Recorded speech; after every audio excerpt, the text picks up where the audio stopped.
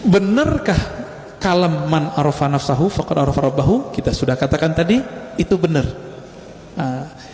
Terlepas dari ini kalam Nabi atau bukan, kalam ini sudah menjadi kaedah dalam ilmu tazkiyatun nafs, ilmu tasawuf, ilmu kerohanian. Lalu apa maknanya? Siapa yang kenal dirinya, maka dia kenal Tuhannya. Antum nih teman-teman, namanya misalnya Abdullah, dikasih bapaknya Abdullah.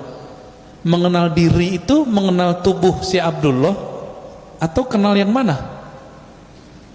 Sekedar mengenal jasad? Tentu tidak. Lalu kenal apa ini? Kenal yang mana ini? Bukan yang jasad ini. Kan banyak juga Pak, anak-anak udah 7 hari nggak punya nama, bapaknya datang ke kita, Tat, kasih nama dong anak saya. Berarti nama jasad ini itu bisa dibuat, bisa dirubah Pak. Sebelum kita masuk ke tubuh ini, kita punya nama. Benar nggak punya nama? Kita lahir di dunia, yang ngasih nama siapa? Orang tua, guru. Sebelum kita masuk ke dunia ini, kita di alam ruh. Allah mengatakan alastu birabbikum, bukankah aku Rabbmu? Allah memanggil kum, kamu. Berarti kita ada nama Pak. Cuma nama ini disimpan di dalam dada Rasulullah SAW. Kita nggak tahu. Ditanyalah oleh orang Bani Israel, orang ahli kitab, ya Muhammad, apa itu ruh? Turunlah ayat yas'alunaka 'anir ruh. Mereka bertanya kepadamu mengenai ruh. Katakanlah ruh itu urusan Allah. Kamu tidak diberi ilmunya kecuali sedikit. Sedikit di situ, wa ma utitum minal ilmi illa qalila. Sedikit menurut siapa?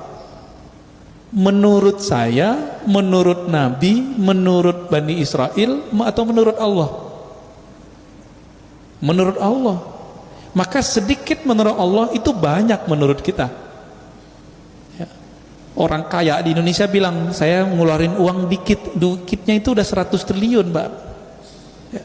Apalagi raja di raja alam semesta ini, Rabbul Alamin, Allah Subhanahu wa ta'ala. Ilmu ini disimpan dalam dada Rasulullah. Ada sahabat yang dikasih tahu, ada yang tidak.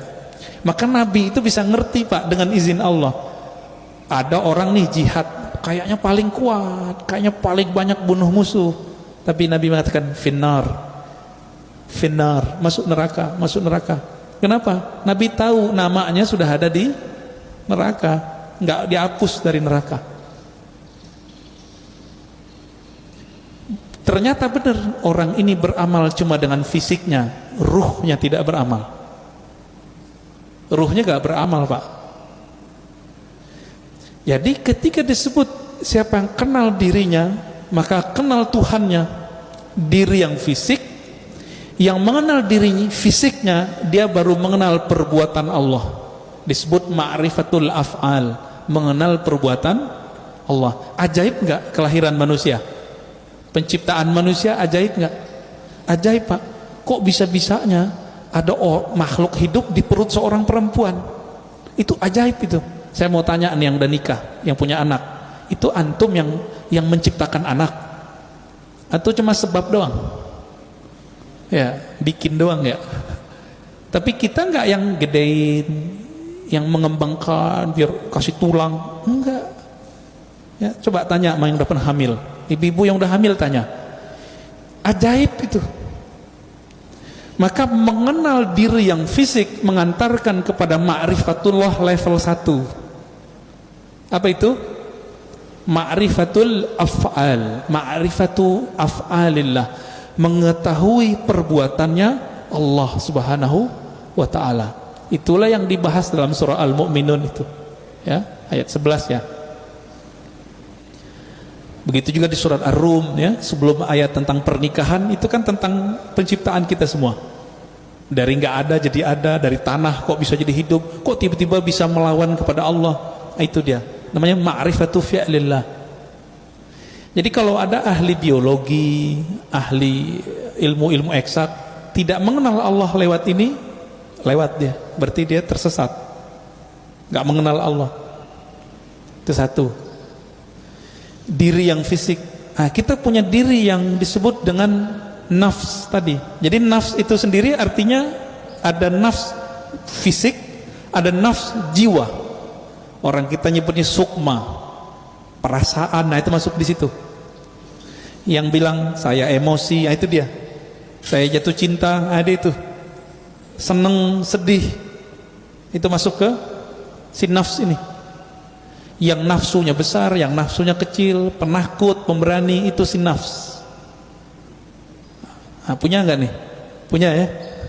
Punya kita. Inilah yang dikatakan di Quran, wa man nahan nafsa anil hawa fa innal jannata hiyal ma'wa.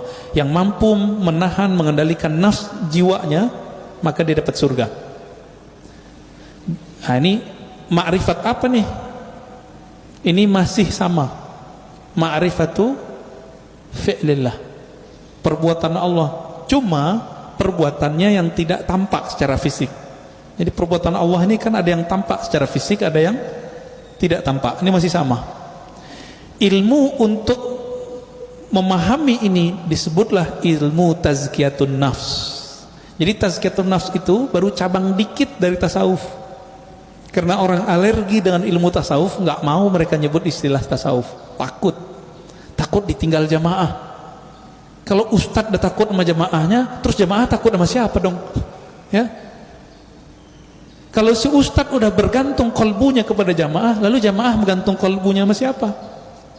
Jadi kalau ada di antara antum yang ustadz dai, jangan dai ngikutin murid, jangan guru ngikutin selera murid, murid yang ngikutin guru. Gitu seharusnya.